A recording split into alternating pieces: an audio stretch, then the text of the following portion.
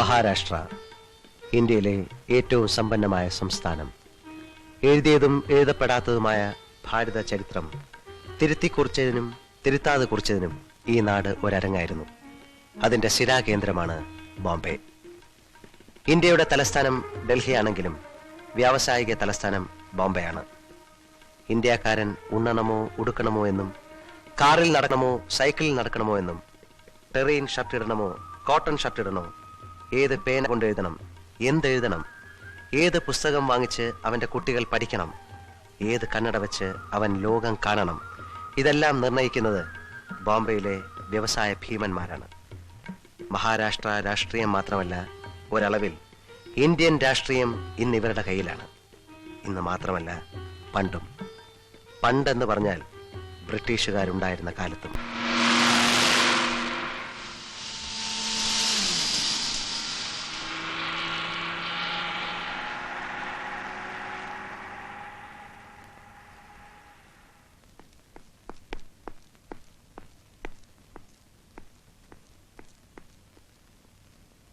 Mister ചന്ദ്രകുമാറിന് charge എടുക്കുകയാണല്ലേ? Yes sir. Good, best of luck. Thank you sir. രാഹുകാലത്തിന്റെ മറ്റു പ്രശ്നമൊന്നുമില്ലല്ലോ മിസ്റ്റർ ചന്ദ്രകുമാർ? എനിക്ക് അങ്ങനെയൊന്നുമില്ല സർ.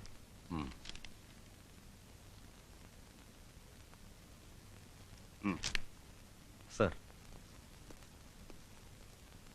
മിസ്റ്റർ ചന്ദ്രകുമാർ, ഹോം മിനിസ്റ്റർക്ക് നിങ്ങളെ ഒന്ന് കാണണം. മലയാളിയാണ്, അറിയാമല്ലോ. നിങ്ങളുടെ അമ്മാവൻ പറഞ്ഞു കാണുമല്ലോ. ഓ സർ.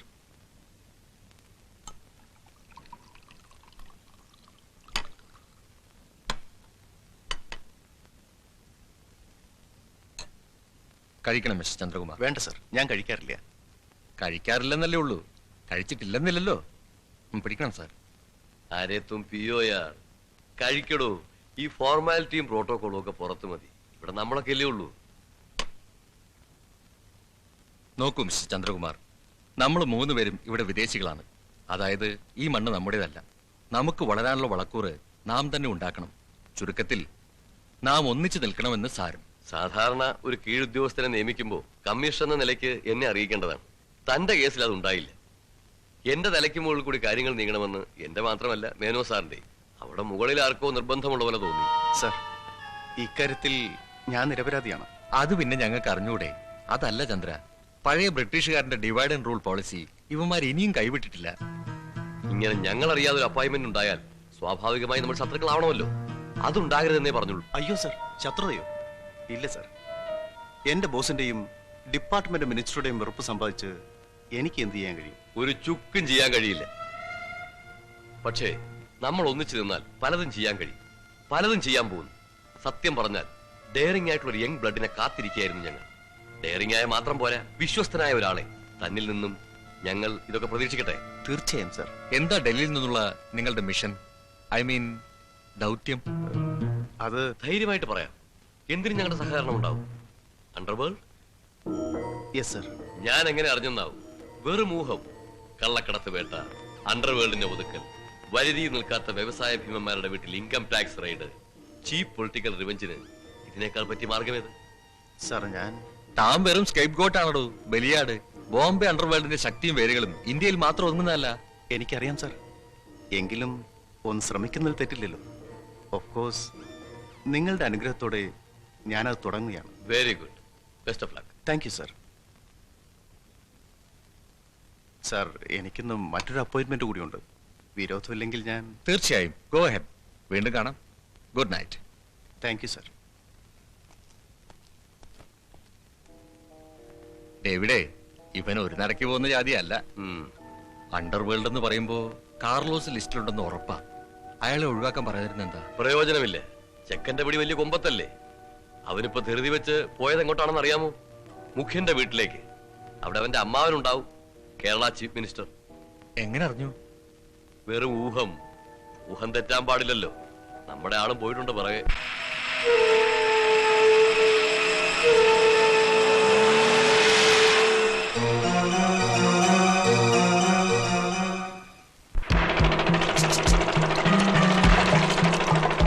हेलो टाइगर, बोट लाकर यहाँ पर रोक दो. उसके बाद सामान उतारना शुरू कर दो. वैन आपका इंतजार कर रही है. Okay, do fast. ओके, अभी कर लेंगे. ओवर. जग्गू, छोटी कश्ती रेडी है, बड़ी बोट के पास ले जाओ जल्दी।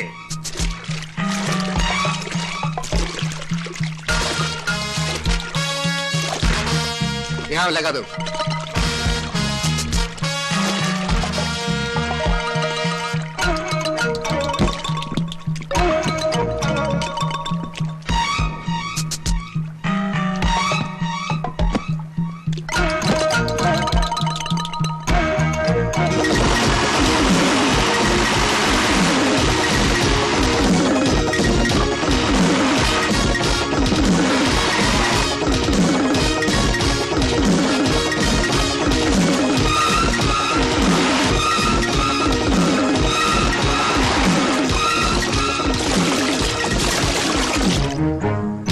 जल्दी जल्दी करो जल्दी।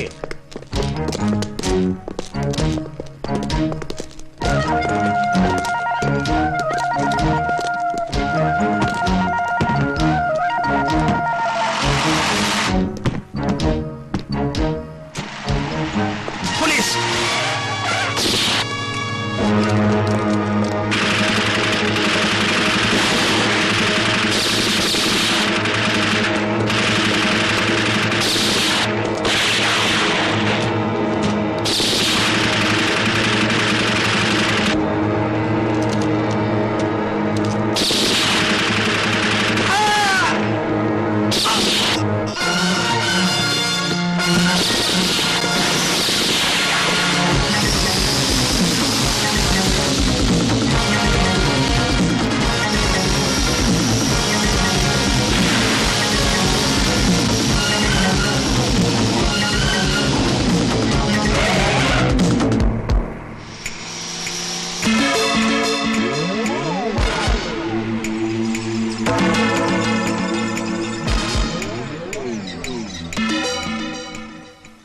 मैं माइकल बोल रहा हूँ साहब, पुलिस अपना पीछे पड़ा है, अभी क्या करेंगे? गाड़ों में मत रखो।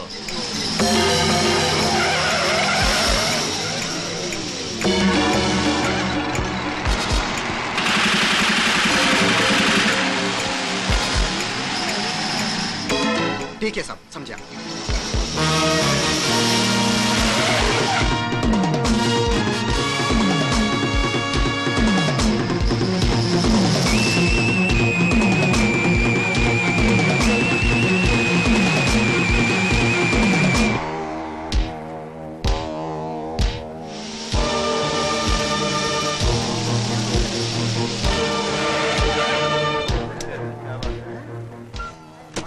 भोलाराम, राजू, जल्दी आओ। सुनो, इस आदमी को गोली लगी है, इसकी हालत बहुत नाजुक है। जल्दी जल्दी से इलाज करो, जल्दी। अरे वो गाँव वालों, सबके सब आओ। संभाल के जल्दी करो, चलो। जल्दी। खबर है, चलो।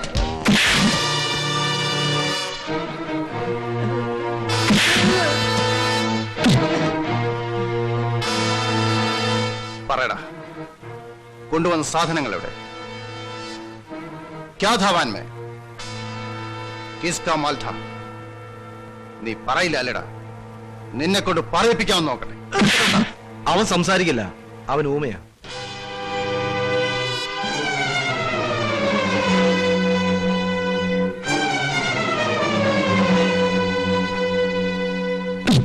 വരട്ടുണ്ട് സാറേ, സാധനം സ്വർണ്ണമായിരുന്നു. ക്രിസ്റ്റഫർ കൊളംബസ് എന്ന കപ്പലിൽ നിന്ന് ഞങ്ങൾ ഇറക്കിയത്. കാർലോസിന്റെ ആയിരുന്നു സാധനം. इंस्पेक्टर, आपके आने से पहले पूरा माल हमने बस्ती में छुपा दिया था। ധൃതി പിടിച്ച് അങ്ങോട്ട് ഓടണ്ട. കടലിൽ കായം കലക്കിയത് തേടുന്നതിനേക്കാൾ കഷ്ടമാ ഇനി ആ സ്വർണം കണ്ടെടുക്കുന്നത്.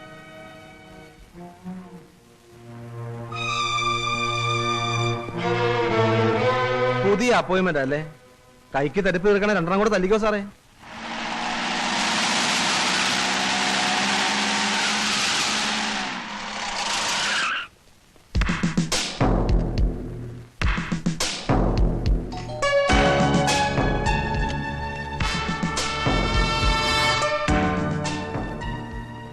കാർലോസ് കഹാ ഹൈ? ഇവിടെ ഇല്ലല്ലോ. എവിടെ പോയി? എടി മോളിക്കുട്ടിയേ, എന്താ മച്ചി? അപ്പച്ചനെ അങ്ങോട്ട് പോയടി. പള്ളിയിൽ പോയിരിക്കാണെന്ന് തോന്നുന്നു. എന്തിനാ കുഞ്ഞ്? മലയാളിയാണല്ലേ? ഇവിടെ പറയുന്നത് കേട്ടു പുതിയ പോലീസ് ഓഫീസർ വന്നെന്ന്. വാ ഇരിക്കേ. ഇരിക്കാനൊന്നും സമയമില്ല. Come on search. അയ്യോ ഇത് എന്നാ ഇടപാടാ? ദേ ഇന്നാള് ഇൻകം ടാക്സ് റെയ്ഡ് കഴിഞ്ഞതേ ഉള്ളൂ. പിന്നെ ഇതിപ്പോ എന്നാത്തിനാ? നിങ്ങളുടെ ഭർത്താവ് ഒരു കള്ളക്കടത്തുകാരനാണെന്ന് അറിയാമോ? എന്റെ ഈശോ, കള്ളക്കടത്തോ? എടി മോളിയേ, ഈ കൊച്ചിന് തന്നെ നടി പറയുന്നേ.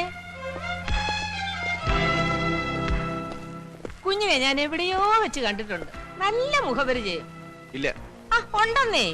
കഴിഞ്ഞ കൊല്ലം ഭരണങ്ങാനത്ത് വള്ളി പെരുന്നാളിന് വന്നിട്ടുണ്ടായിരുന്നോ ഡ്യൂട്ടിയില്? ഇല്ലാന്ന് പറഞ്ഞില്ലേ? കാർലോസ് എവിടെയില്ല സാർ. കള്ളക്കടത്ത് സാധനങ്ങൾ എന്തെങ്കിലും? വിദേശ നിർമ്മിതമായ ഒരു പെർഫ്യൂമോ ഒരു വാച്ചോ പോലും ഈ വീട്ടിലില്ല സാർ. എന്റെ കുഞ്ഞെ, ഞങ്ങള് പാലാക്കാരാ. ഒരുപാട് കൊല്ലമായി ഇവിടെ കുടിയിരിക്കുക. അതിയാന് ലോറി ട്രാൻസ്പോർട്ടിന്റെ പണിയാ. ഈ ഫോറിൻ സാധനം എന്ന് പറഞ്ഞാലേ ദേ ഈ പെണ്ണിന് വലിയ കാര്യമാ. അതിയാന് കണ്ണെടുത്താ കണ്ടുകൂടാ. ഏതോ തെറ്റിദ്ധാരണയിൽ ആരോ ശത്രുക്കാര് പറഞ്ഞു വിട്ടതാ എന്റെ മോനെ. ശരി ശരി, അദ്ദേഹം എപ്പോ വരും? ഏതു നിമിഷവും വരാം. ചെലപ്പോ വന്നില്ല എന്നും വരും.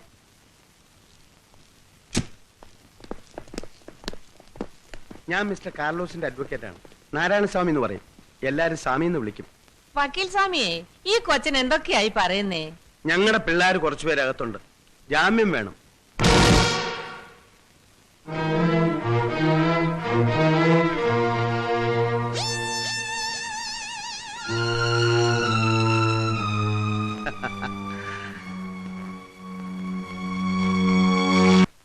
सरकारी वकील और पुलिस की तरफ से पेश किए गए तमाम गवाहों के बयान से साबित होता है कि ये सारे मुजरिम बेगुनाह हैं। इसलिए अदालत इन्हें बेगुनाह समझ के बाइज्जत रिहा करती है। इसी के साथ पुलिस और सरकारी वकीलों को ये चेतावनी देती है कि वो आइंदा बेकसूर लोगों को गुनाहगार साबित करने की साजिश न करें।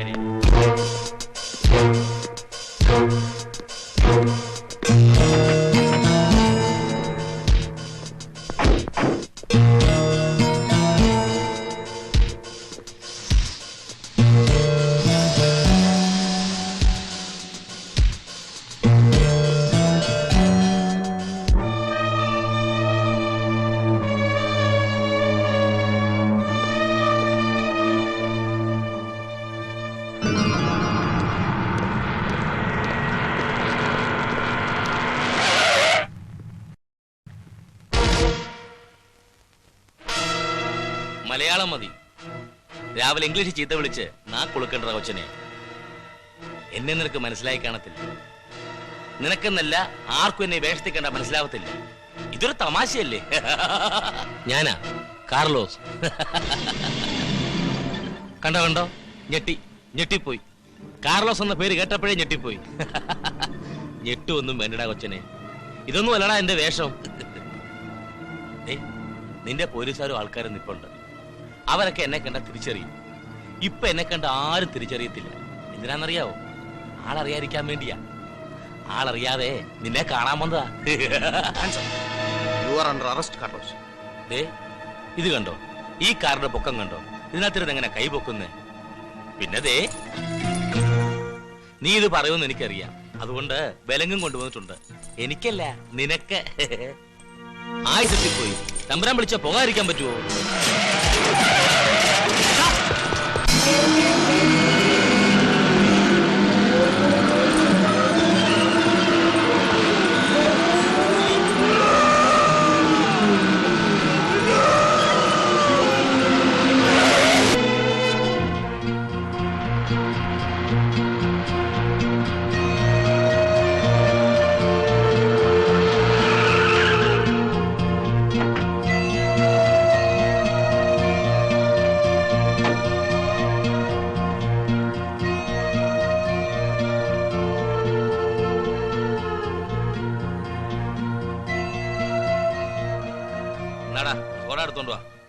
വക്കീലേ, സ്വാമിയെ, നേരം 10-12 ഇനിയിപ്പോ അറിയിച്ചവന്റെ ആൾക്കാരൊക്കെ വരുമ്പം നേരം വൈകും. മിക്കവാറും നാളത്തേക്ക് ഉണ്ടാവും. എന്ത്? അവന്റെ ശവോടൊക്കെ ഒറിയത്ത് വെച്ചേരെ. ആ കാർലോസ് രണ്ടയ്ക്കാ പോലെ എഴുതിയേരെ. ഇംഗ്ലീഷിലും മലയാളത്തിലും. അവന്റെ അമ്മാവും വായിക്കുമ്പോൾ മനസ്സിലാവണ്ടേ? അപ്പൊ ഈ വണ്ടി അതൊരു സിനിമ നടന്റെയാ. ആ ബാന്ദ്രയിൽ താമസിക്കുന്നവന്റെ. ഞാനിങ്ങ് എടുത്തോണ്ട് പോകും. ഏത് നടന്റെ? ഓ, ഇവന്റെയൊക്കെ പേരാരോട് ഓർത്തിരിക്കുന്നേ?